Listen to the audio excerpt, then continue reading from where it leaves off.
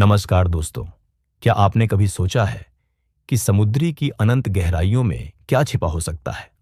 और एक ऐसी नगरी जो कि हजारों साल पहले बनी हो, और नगरी भी ऐसी वैसी नहीं, बल्कि ऐसी नगरी जो कि बहुत खूबसूरत व अद्भुत हो, और उसे स्वयं श्री कृष्ण के द्वारा बनाया गया हो, जहां पर वह अपनी रास लीलाएं किया करते थे, जहां वह अपनी प्रजा के साथ रहते थे, जहां उनका खुद का साम्राज्य था। लेकिन फिर ऐसा क्या हुआ कि उनके साम्राज्य को समुद्र के द्वारा निगाल लिया गया हो?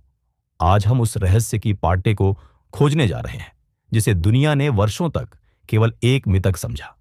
आइए जानते हैं इस छोटे से वीडियो के माध्यम से पूरी सच्चाई। द्वारों का शहर द्वारका भारत के 7 पवित्र तीर्थ स्थलों में से एक है।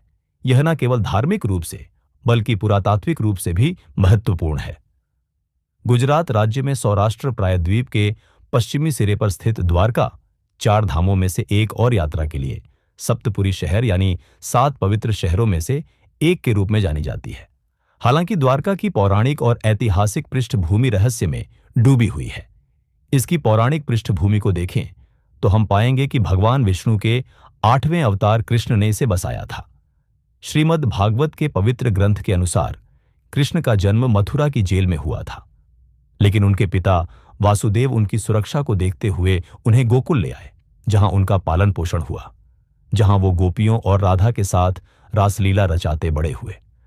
वहीं पर उन्होंने अपने मामा, मां और मथुरा के क्रूर राजा कंस का वध किया। कंस के ससुर जरासंध के 17 से 18 बार मथुरा पर आक्रमण करने के कारण वह सारी प्रजा को लेकर पश्चिम की ओर निकल गए, जहां पर भगवान श्री कृष्ण ने एक द्वीप शहर स्थापित करने का निर्णय लिया। अर्जुन ने द्वारका पहुंचकर वासुदेव जी से कहा कि वह नगर में शेष बचे सभी लोगों को हस्तिनापुर चलने की तैयारी का आदेश दें। फिर अर्जुन ने प्रभास क्षेत्र जाकर सभी यदुवंशियों का अंतिम संस्कार किया। अगले दिन वासुदेव जी ने प्राण त्याग दिए। उनका अंतिम संस्कार कर अर्जुन सभी महिलाओं और बच्चों को लेकर द्वारका से निकल गए। जैसे ही उन लोगों ने नगर छोड़ा, द्वारका का राजमहल और नगरी समुद्र में समा गए। दोस्तों, वैसे तो द्वारका आज तक एक रहस्य बना हुआ है, लेकिन आज इसके अवशेष पानी के नीचे खोजे जा रहे हैं। आइए जानते हैं इसे लेकर हमारे आर्कियोलॉजिस्ट क्या कहते हैं। Discovery of the submerged kingdom. दोस्तों, महाभारत के अनुसार तो प्राचीन द्वारका समुद्र में डूब गई थी, जिसकी वजह से आज एक महत्वपूर्ण पुरातात्विक स्थल बन गई है। द्वारका के समुद्री अवशेषों पर सबसे पहली नजर भारत वायुसेना के पायलटों की पड़ी थी, जो उस दौरान समुद्र के ऊपर से उड़ान भर रहे थे। इसके बाद ही 1971 में जामनगर के गैजेटियर में इसका उल्लेख किया गया। इससे पहले लोगों का कहना था कि द्वारका नगरी एक काल्पनिक नगर है और काल्पनिक कहानियों का कोई इतिहास नहीं होता। लेकिन इस शहर का पहला ऐतिहासिक रिकॉर्ड 6ठी शताब्दी में गुजरात के भावनगर के सामंत सिंहादत्य के पलिहोताना कॉपर प्लेट में पाया गया है। यह शिलालेख द्वारका के सौराष्ट्र के पश्चिमी तट की राजधानी में है, और इसमें सबसे महत्वपूर्ण यह है कि इसमें कहा गया है कि श्री कृष्ण यहां रहते थे। इसके बाद से ही लोगों को भरोसा होने लगा। इस पर CSIR यानी council of scientific and industrial research के पूर्व प्रमुख और वैज्ञानिक डॉक्टर राजीव निगम महाभारत को कोट करते हैं। महाभारत में कृष्ण ने कहा है कि द्वारका शहर सागर से निकली जमीन पर बनाया गया था, लेकिन जब उसका पानी दोबारा अपनी पुरानी जगह पर आया तो शहर डूब गया।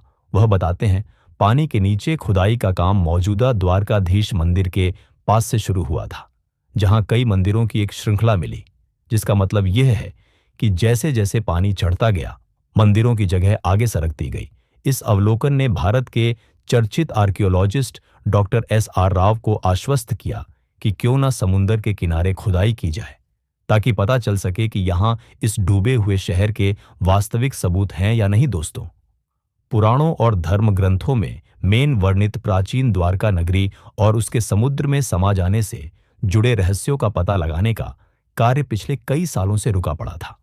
Archaeologist A.K. सिन्हा ने कहा कि पानी में खोज के कार्यों के लिए बड़े आधारभूत संरचना की जरूरत है।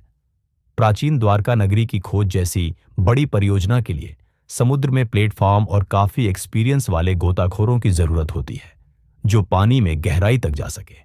द्वारका नगरी के समुद्र में समा जाने के बारे में पूछे जाने पर A.K. सिन्हा का कहना है कि द्वारका नगरी का एक बड़ा हिस्सा समुद्र में डूब गया था, लेकिन इसके कारण को लेकर पूरे दावे के साथ कुछ भी नहीं कहा जा सकता।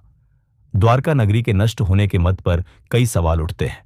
कोई कहता है कि यह कोई प्राकृतिक घटना का काम हो सकता है, लेकिन कुछ वैज्ञानिकों का कहना है कि 8000 साल पहले जब हिमयुग समाप्त हुआ तो समुद्र का जल स्तर इस कदर बढ़ा कि उसमें देश दुनिया के कई बड़े शहर डूब गए।